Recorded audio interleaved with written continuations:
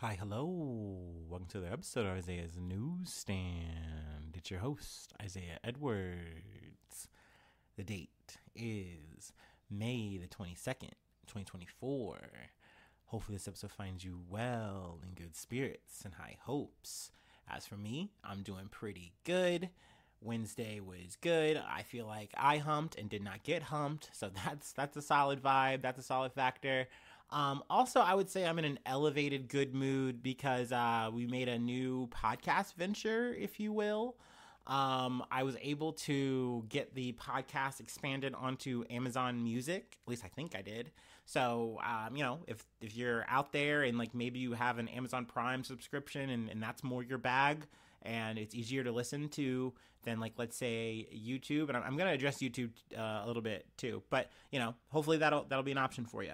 But about YouTube, I am really sorry. And I had a technical issue, like I feel like it was months back, obviously sometime back last year, where I had to like transition to like keep the podcast going, like technical difficulties type stuff. And I feel like I was able to make things work and like keep it going, but I feel like the YouTube has like suffered and it's really like hard to like hear. Like there's some like audio issues and I'm really super fucking sorry about it.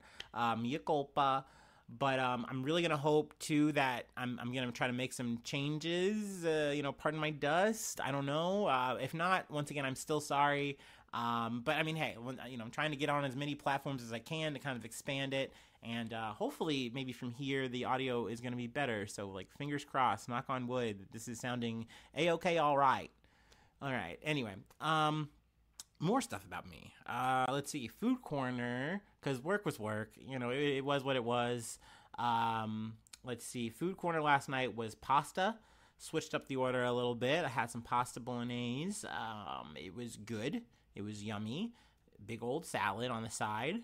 The bread options were the bolillo roll and then just 2 pieces of honey wheat toast. Also, I realized too, and I know this is like a really like, I would say a head ass, like dumb thing to realize, like I should have already known this, or maybe it was just like I think I'm done with it kind of energy, where I was like, this bread's too sweet. And it's like, well, duh, man, it's honey wheat. And it's like, but have you ever had like a moment in life, and I'm sure you have because you're a normal full-fledged adult and you're not a glutton like me, but like where you can really taste the sugar and it bothers you how sweet it is, and like the way like it just feels unnatural somehow, even though this is like supposed to be a thing that like people have eaten throughout ages, throughout the centuries. It's like this bread is weird, it's too sweet. And I had that moment, and I said, you know what? I think I'm just gonna go back to basics. Just get these stock wheat from now on. You know what I mean? I'm sure that's not much healthier or whatever. Just I think I just need to get some normie bread. That's what I'm saying. But yeah, the meal was good overall. I enjoyed it. It was yummy. Let me go ahead and do my startup, and then we will get into some news.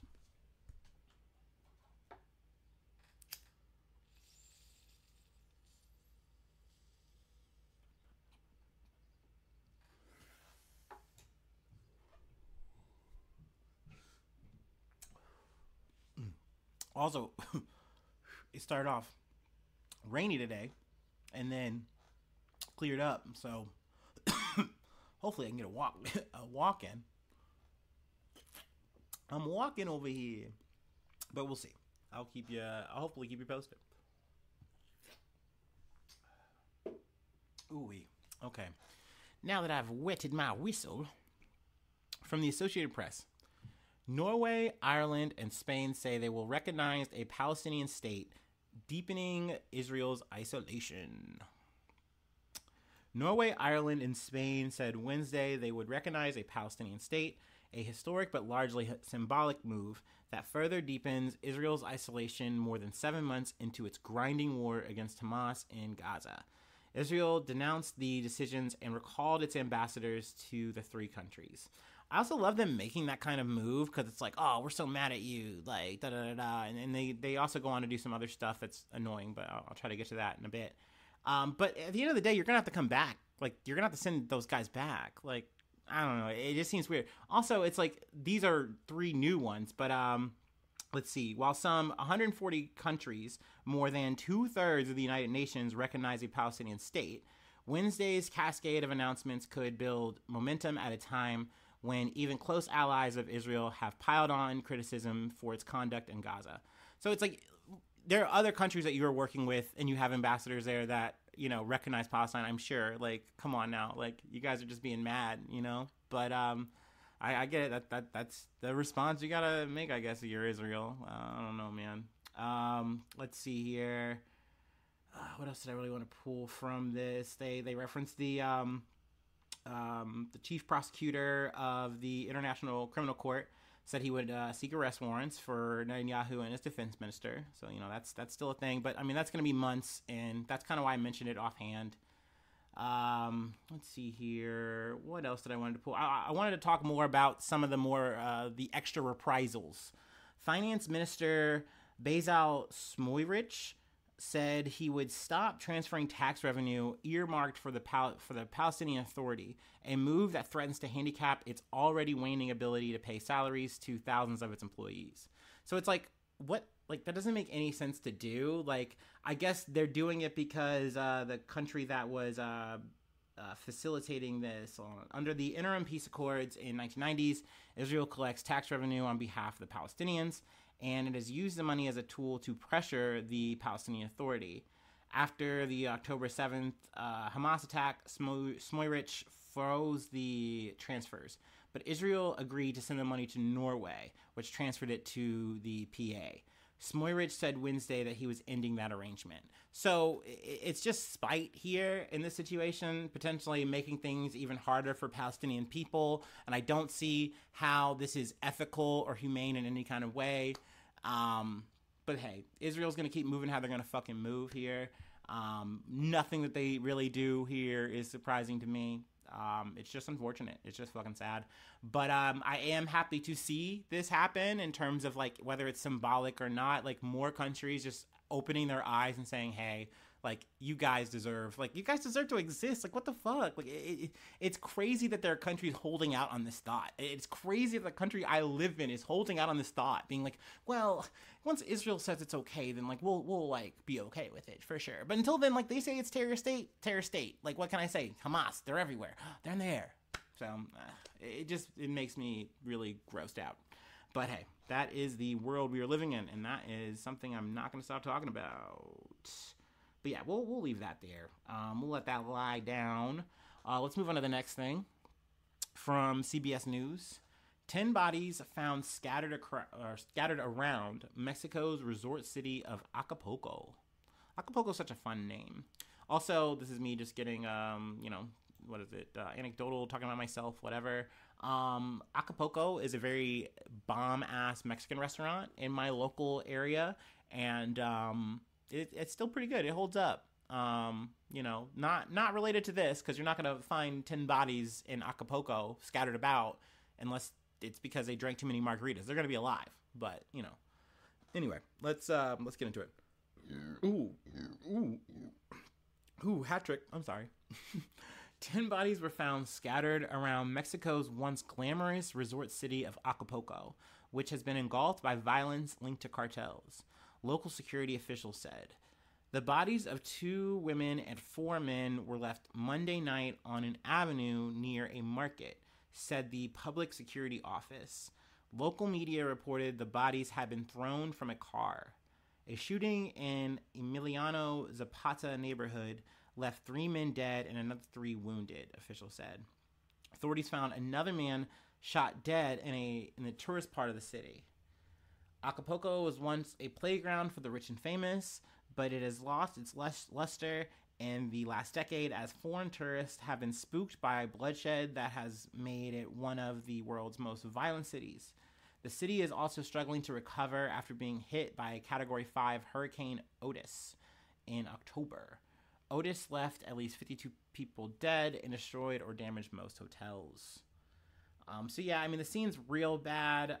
Let's see, just pulling out a fun fact here. Disputes between cartels led to 1,890 murders in the state in 2023, so that's not good. Let's see here. They talk about violence between gangs is going on since at least 2006. In February, the strangled bodies of 2 men were found on the popular Condesa Beach in Acapulco. Prosecutors said the men's bodies bore signs of torture by ligature, with signs of torture around the neck. That same month, the state government deployed 60 gun-toting detectives to patrol the beaches in light of violent events that have occurred recently. Around that time, at least 3 people were shot dead on beaches in Acapulco, one by gunmen who arrived and escaped aboard a boat. Another fucking GTA mission or some shit happening. Like, that's always crazy when that kind of shit plays out. I mean, there's just more lethal fun facts that we could get into. Obviously, you can go to the article, and if you want to see more, learn more. But yeah, that's a thing that has been happening. Bodies everywhere. Let me go ahead and hit the next thing. Let's go to Graceland. Let's take a little trip. Let's take a little vacation. Talk about a scam, potential scam, I should say. Let's get into it. From the Associated Press, Graceland foreclosure sale halted as Presley Estates lawsuit moves forward. A judge on Wednesday said Elvis Presley's estate could be successful in arguing that a company's attempt to auction Graceland is fraudulent as he halted a foreclosure sale of the beloved Memphis tourist attraction. Later Wednesday, a statement from someone who appeared to be a representative of the company said it would drop the claim, which the Presley estate has argued is based on fake documents. Online court records did not immediately show any legal filing suggesting the claim had been dropped. So, I mean, maybe they came out just kind of saying like, hey, we didn't really mean it, baby. And it's like, but you're not actually dropping it. So, what are we doing? But we'll see. Shelby County Chancellor Joe Day Jenkins, there we go, issued a temporary injunction against the proposed auction that had been scheduled for Thursday in Memphis, where the King of Rock and Roll's former home is located. Jenkins' injunction essentially keeps in place a previous restraining order issued at the request of Presley's granddaughter, Riley Keough, daughter of Lisa Marie Presley, R.I.P. If you don't know who Elvis Presley is, if you haven't seen the, the Laz Berman or whatever epic tale, I don't know, go look it up. He shaked his hips and, the hound, he did the thing, whatever. I love Elvis Presley for the things he ate, but you DM me and we can talk about that all day. Anyway, let's get to this at hand. Graceland is a part of this community, well loved by this community, and indeed around the world, the judge said. The public notice for a foreclosure sale of the 13-acre estate posted earlier in May said Promenade Trust, which controls the Graceland Museum, owes $3.8 million after failing to repay a 2018 loan. Keough, an actor, inherited the trust and ownership of the home after the death of her mother, Lisa Marie Presley, last year. Let's see here. Nasani Investments and Private Lending, more like Nasasi, said Lisa Marie Presley had used Graceland as collateral for the loan. According to the foreclosure sale notice, a lawsuit filed last week by Keough alleged that Nasani presented fraudulent documents regarding the loan in September of 2023. Lisa Marie Presley never borrowed money from Nasani Investments and never gave a deed of trust to Nasani Investments, Keough's lawyer said through a lawsuit. So both lawyers just kind of came through. Neither like Keough didn't come through, nor any actual person from Nasani Investments. But their lawyers came through. Essentially, they tried to say, hey, we're going to drop it. I think they said they're going to drop it with like prejudice or something like that. But like it would require us to file through multiple states, though I don't think that they actually listed the states or some shit. There's like some legal detail shit that I really don't feel like getting in the weeds here. But essentially they're like, oh, since you guys are actually challenging it, it seems like, and I really think that because this has just hit the news in such a way, and there's a thing I should get to here. Kimberly Philbrook, the notary whose name is listed on Nassani's documents, indicated that she never met Lisa Marie Presley nor notarized any documents for her, according to the estate's lawsuit. The judge said the notary's affidavit included the lawsuit brings into question the authenticity of the signature. So that to me was like the biggest red flag that I was like, oh, there's definitely a problem here. Like, they can't just come and pull out the rug saying, hey, we have a fucking loan entitlement here. Because, I mean, that's a thing that I've heard a bunch of stories, and it's really sad to hear people being like, hey, I own my home, I own this estate, like, hey, I had a loan or something like that, but like it got forgiven and things are cool, or there was like a mortgage, whatever. And essentially it's like, no. It got like forgiven, but like it actually got shipped over to some other guy and they're going to be able to shark it potentially someday if they really want to. Like there's really fucked up, shitty stories like that happening and people having to like really fight for their homes quite literally. But this isn't that. Like, at least it looks like that. And, I gotta throw some allegedlys out there. I don't fucking know. But, like, it seems like there's some potential crime afoot if the notary is saying, hey, I did not sign that. Why is my name on there? So, yeah, it seems like these guys kind of came in immediately saying, hey, we're gonna do an about face. We don't actually mean it. But, I mean, it seems like the lawsuit against them is probably still ongoing. And any more details I'll be for sure here to, talk to you about. Sure. All right. We have one more thing that I wanted to cover before I let you go. I know I've been a little long-winded today. Let me go ahead and take a little hydration break, a little overall break, and then we'll just come back and finish it off. We should just say finish it off. I don't know. That maybe seems derogatory.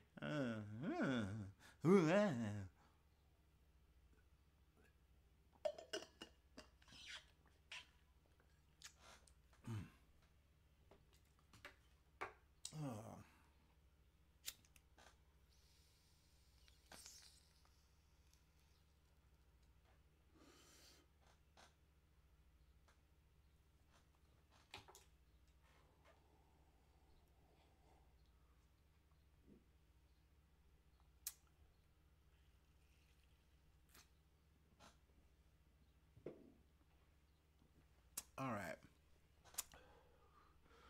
Ooh. Okay. Our last story comes from the Texas Tribune. Families of Uvalde shooting victims sue Texas DPS officers for waiting to confront gunmen. Relatives of 17 children killed and 2 injured in Texas's deadliest school shooting are suing Texas Department of Public Safety officers who were among hundreds of law enforcement that waited 77 minutes to confront the gunman at Uvalde's Robb Elementary. Lawyers announced Wednesday.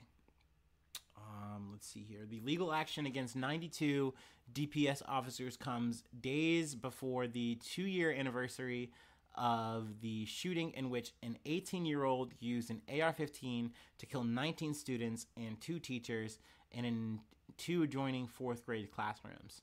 Relatives of most of the students killed and 2 who were injured also announced Wednesday they're suing Mandy Gutierrez, who was the principal at Robb at the time, and Pedro Pete Arredondo, who was the school district police chief for their inaction that day. Also, some side news I found out because I just wanted to poke around. Uvalde's school district police chief resigns a year after stepping into the job. Joshua Gutierrez was hired after his predecessor, Pete Arredondo, who was fired following his inaction to the shooting at Robb Elementary School. That's from The Guardian. So that's just kind of showing that the guy who stepped in to fill that was like, okay, this job is like too much. It's just too much. And I get it. I mean, look, not that I'm fucking like, oh, I feel so bad for you, Mr. Police Chief. But I get in terms of like, you are stepping in and you're just going to get yelled at for what happened. And that's never going to stop for you. It doesn't matter what changes you make or whatever you do. I know that. So I'm sure it's not a fun job for him, but, whatever. Let's see here. Let's move a little further. This was kind of the crux of what even got me here, actually. The family's attorneys also announced Wednesday that the city of Uvalde will pay them $2 million to avoid a lawsuit. Additionally, the city will provide enhanced training for current and future police officers, designate May 24th as an annual day of remembrance, and work with victims' families to design a permanent memorial at the city plaza, among other things. Excuse me. Man, it's just something that the attorney for the lawyers, Josh Kossoff, he made a really good point of just saying, like, dude, like, the odds were like 376 to 1 in terms of like the guys, and like essentially you guys were scared because this guy had an AR-15, a gun that's like essentially the same kind of caliber of shit that you guys can reach for, and because of that, you guys froze for 77 minutes and let all these people die. And let all these families go through this shit in slow motion. Like, and there's also, potential talk of more lawsuits on top of the one we mentioned up top. Potentially going all the way up to, like, federal agencies. But we'll see. No one was, like, named specifically from this article, from this moment. So, I'm not surprised 2 years after that we're talking about a moment like this. I mean, this was a big sea change. Like, you notice that after this event, the cops moved differently. Like, not to say that they moved better or any kind of, better ethics or anything like that, but they were more Stormtrooper-esque. They were more Call of Duty-esque. They came through and a motherfucker was getting doomed. Okay? They weren't hesitating. They weren't doing little powwows anymore and walkie-talkie rallies anymore. We didn't talk about fucking doors when they went to, I believe, Tennessee in that fucking situation.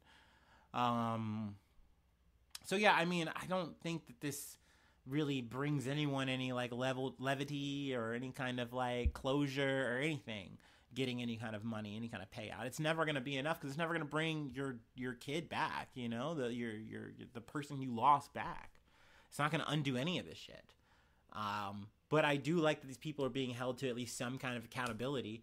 I don't, you're not going to get any like kind of criminal kind of thing, and who knows what exactly a lawsuit in terms of like individual officers. I don't know.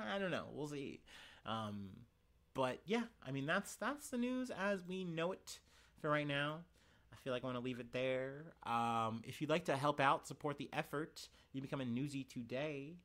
Patreon.com/Isaiah News. Like I mentioned earlier, I would like to bring back the shout outs and shit, y'all. I really would. I just want to get that number up just a little bit, and then just so it feels a little bit like it's a mouthful to do it once a month. I know I feel like I'm doing a little bit too much of the pander here, a little bit too much of the shill. I'm letting Jeff Bezos talk through me. I don't know. I can't help it though. But just trying to grow the brand. No, but let's see. Free ways to hit me up, because there's so many other ways to contact me and also help out. We'll get to it. IsaiahNews1@gmail.com. And then let's see here. You can also find me or the podcast via the socials. Feel free to interact and follow whatever there.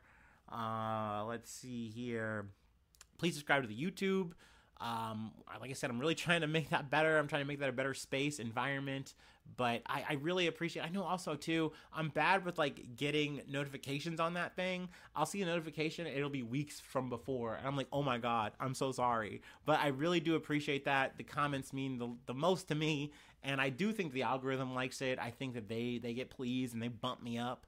But, I say it sometimes and I hate it. I feel so gross. I feel so slimed out from the inside. But bigger number, better person. I hate it. It's not real. I know it's not real. I know that's brain rot, but God damn it feels good. God damn it, when I see those plays and I see that they're so big, I go, oh, I love y'all so much. And I know y'all love me. I know that you don't have to listen to this shit to like show love. I really know that. But it does mean the fucking world to me that you do. So thanks so much for tuning in. Thanks so much for being a friend. And hopefully I see you soon for some more good news. I love ya. Bye-bye. Mwah.